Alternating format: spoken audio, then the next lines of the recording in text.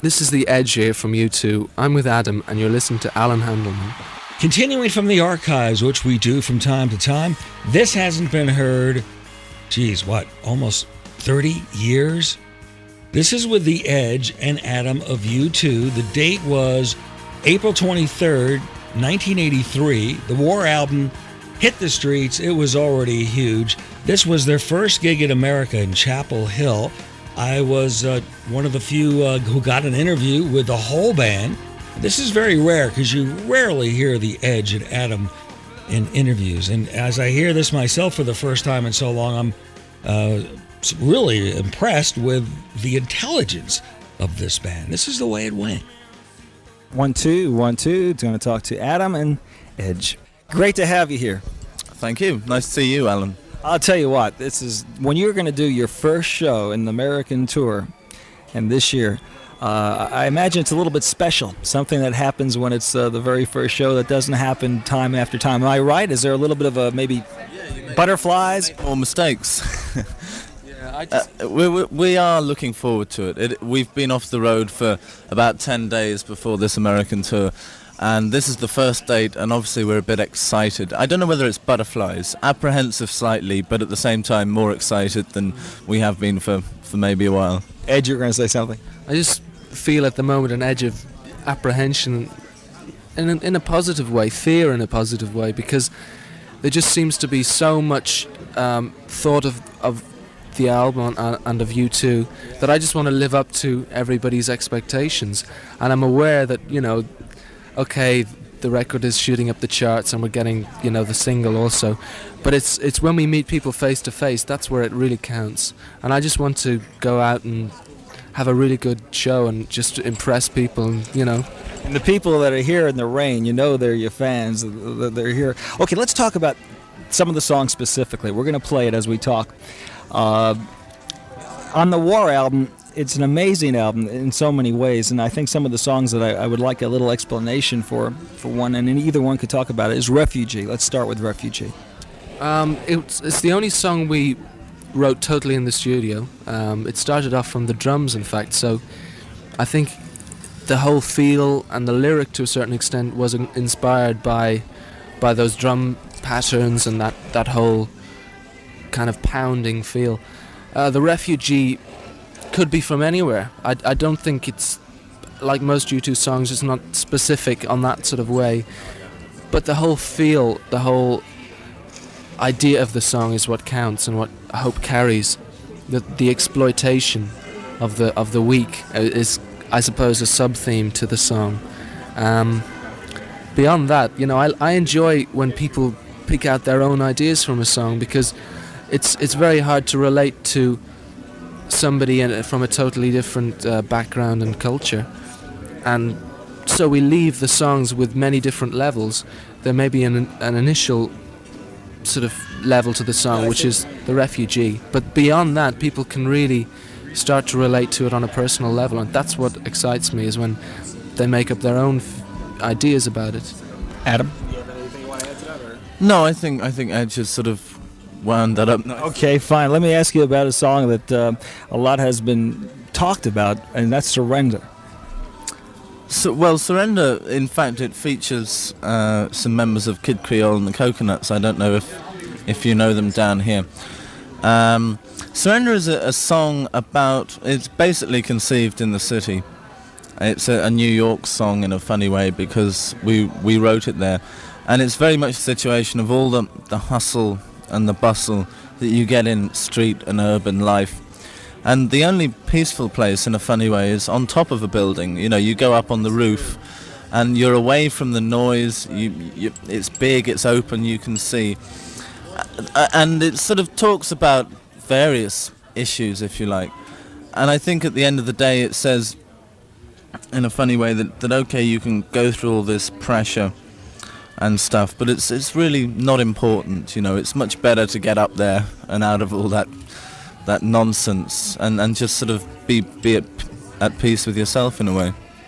Great answer. Now, going back to the first album, Boys, which many people feel is one of those classics, because it was the bridge. It brought a lot of people into new music. I don't want to say new wave. Let's just say new rock and roll, new groups that were staunch Stones fans, people who didn't want to hear of this so-called new music. You bridged it. You brought them over.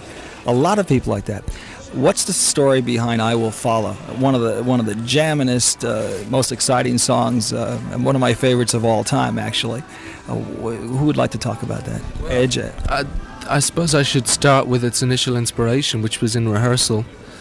We were working on another song, and it wasn't really working out. And Bono, in fact, took the guitar and just started playing a few notes, and suddenly there was just the spark of something. So then we kind of we sat down, and I think in about 20 or 25 minutes we'd worked out "I Will Follow," the basis of it, and just the insistency of the beat, the energy of it was really something that caught our imagination, and we just, from there on, it was a joy to work with. It almost wrote itself, the song. I mean, you sometimes do that. You feel like you've just tapped the heavens and something has just dropped into your lap, and in that way, the lyric also came together. I think, like a lot of U2 songs, there's many levels to it. Maybe the first level is that of a mother's love. You know, if you walk away, I will follow. But there's certainly a spiritual side to it, and I mean, it is a very personal thing to Bono. I mean, I'd hate to try and read too much into something that is something that he wrote, but I feel that the love aspect is again a common denominator that everyone can relate to, that feeling. And I think that's one of the reasons why the record is successful, is that people can see what you're talking about, and they can feel empathy there as well. The media in this country, it's interesting. When that first album came out, you were able to get a lot of the radio stations that were very reluctant to play new music to play your album. When October came out, the material was great. I know there was a little bit of a hassle, somebody ripping off the lyrics, and you put it all together in the studio, which is amazing in itself. The album had all the oomph, but it seemed like the record company in this country was in limbo. They didn't do what they should have, and I felt like, well, what's going on? Fill me in with you too. What's the and I didn't hear anything. Can you talk about that? Well, it was a business thing like everything else. The thing was, we're on Island Records. Okay, now Island Records don't distribute themselves in the United States, and at the time they had a deal with Warner Brothers, who were handling it, but that deal was coming to an end, and they were moving to Atlantic Records. So obviously at the end of the deal, they didn't really want to invest any money in something that they knew would soon be leaving. So that's the reason why it didn't get as much backup as it should have done. But there's no sour grapes. Well, with War, I think it's just like starting over in a sense, because you've got a whole new audience with War. The airplay is there, and I think the energy. There are some people who think that when a group puts out their third album, that they're going to mellow out or mature. Mature for sure, but you definitely rock and roll. That energy is there, that excitement's there, and it's more than ever. We were aware of that. We thought, right, we're going into the third album. It is a very important record, and the obvious thing, and what everybody else does, is mellow out. Yeah. And we thought, no, we're going to come back fighting, because there's been a mellow year in music. The last couple of years, in fact, have been very mellow, with easy listening, synthesizers, that sort of thing. A lot of the bands doing blippity blop synthesizers, and we said, no, we've got to shake everybody up a bit. We're going to give them a record that rattles its way out of the speakers, and that's exactly what we did. We wanted to get back to harsh rock and roll bareness, and I think we've succeeded in that, and it certainly had the right effect. I mean, there are some numbers on War which are produced that are nice and clean, but they're songs that suit that type of production. The rest is just tough. But even the tough stuff is clearly produced. The highs are there, the quality. There's no distortion. That's right. There's no distortion, which is a big difference. Again, let's talk a little bit about October. Strange in a Strange Land. And who wants to talk about that? Stranger in a Strange Land was a product, I suppose, of the lifestyle that we had grown accustomed to over that year, touring boy. The emotions involved are there's a real pathos to the song itself.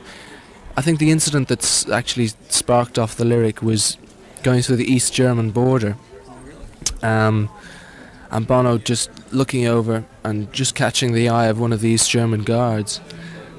He looked at me across the street, but that's a long way here. You know, the feeling that though the border was only a couple of 100 yards, it might as well have been, you know, 1,000,000 miles.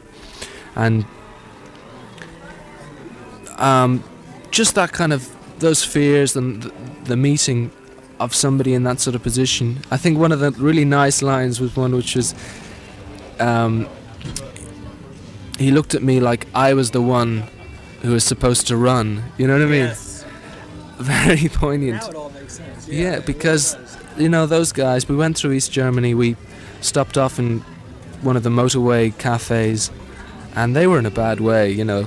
They really checked you out, gave you the once over. Just Yeah, it wasn't really so much that, but attitude, I think. they were. You could tell that they were not having a great time, you know, and they were nice, but we just got the feeling, you know, that what had they been told? You know, what was the actual the situation in the country itself? Did they know what they were missing, or did they not? You know, how were they being? How was the truth being presented to them? You know, I'm sorry to interrupt you. I was going to say that, were you going to finish? Okay. You hear stories from time to time that rock and roll albums get smuggled into Russia by the Soviet youth. The Wall, Pink Floyd, was a very legendary record with the youth of the Soviet Union. I get the feeling that U2 is one of those bands that I wouldn't be surprised that somehow the Soviet youth are getting into. I have no knowledge of this, but it's the type of material that I think they could latch on to. Well, there's a friend of ours has just spent a year in Russia studying, and he said certainly they are aware of us over there, because they can get a lot of European radio stations. But it's not strictly true to say that records are smuggled in. There is a government-type system, of course, that does sell records there, but they are sort of very much approved records. I'm quite sure something like The Wall was not popular in Russia. You know, I'm sure the authorities didn't like the sound of that. It's amazing. It is amazing. In America, we find a lot of differences in the audiences, I'm sure, from in Ireland or in England. Do you notice there's something different about the audience? Maybe they're not as spoiled, or possibly we're just not as up to date. Are we behind in some respects? Is the audience a little... That's not really the criteria with which we judge audiences. When we go on stage, we're not after a sort of intellectual reaction. We're not tickling anyone's mind. What we're looking for is that sort of gut level emotional response to something that is heartfelt coming from stage, that sort of commitment. The only band that I think has had the measure of success would be Bruce Springsteen in this country, had that sort of quality. When he was on stage, you really got the feeling he meant everything he was doing. There was a commitment there, and that transcends cultural differences, I feel. No matter where you are in the world, you know, you get that same sort of feeling. I mean, people are people, and I hope that the emotions and the feelings that we put through on our albums do break down those barriers, because essentially that's what we're trying to do. Unity is something that we feel is so important. We're talking to Edge and Adam, and this is a question perhaps you get too much, but people want to know. The story of the boy on the cover. Now that's something I'm sure he's going to be on the cover as he grows up and as you're rocking into the 80s. What's the story on that? Well, he's now making a living out of us, so we're going to have to support him as he gets older. Did he want to raise? He did, yeah. The story of the boy, in fact, it was sort of an idea that Bono had a very long time ago, even before it was conceivable that we were releasing a record. And it was sort of very much that we wanted to portray the innocence of youth. Because the album was an innocent... I mean, when you think of Boy, it is an innocent album. It's a growing up period. And the boy portrayed it to an almost frightening extent, in a way. I don't know, did you see the import cover at all? No, I haven't. Yeah, the import cover has Little It's Peter really on it. good. Thank you, When he Alan. was He was very young. talking to you. He would have been about, I suppose, 6 or 7, and very innocent.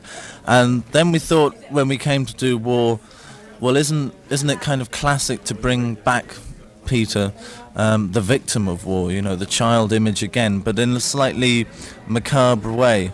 And this is what happened when we did the photo session with Peter. All the things that we were portraying in the album were just like pouring out of his eyes in the photograph. Yeah, sure. And I think that picture is quite eerie and spooky, and we're very pleased with the way it turned out. Adam, it was great talking to you. Edge is great. That's The Edge and Adam from U2, going back to April 23rd, 1983, as the War album hit the streets. In Chapel Hill, North Carolina, the very first gig, the first big tour for the band. And interesting retrospect. We'll do this from time to time. I wanted you to hear this. This is kind of a blooper. Bands of all kinds, not just bands from England or Ireland, have trouble with my name, Handelman. And saying Allan Handelman is very difficult. It's like a tongue twister. This is the way it sounded when Adam wanted to do a drop for me. Oh, great. Polaroids. Is that what you're doing? Wow, great. Those are yours, Alan. Thank you. Bon Jovi and... Oh, great. Okay. This is The Edge here from U2, and we're on the... Is it the Allan Handelman show? Yeah, that's fine. Okay. This is The Edge here. I'm with Adam as well from U2, and you're listening to Allan Handelman. Hello, this is Adam here on Allan Handelman. Show it. It is, it's a real mouthful. Okay. Hello, this is Adam here from U2, and Allan Handel's with me, and The Edge certainly isn't. Handelman. Okay. Hello, this is Adam Clayton here from U2, and I'm with Allan Handelman. That's good. That's okay. Are you sure that is? No. Okay, I'll do another one. Hello, this is Adam here from U2, and I'm here talking to Allan Handelman. Can I do another one? Yeah.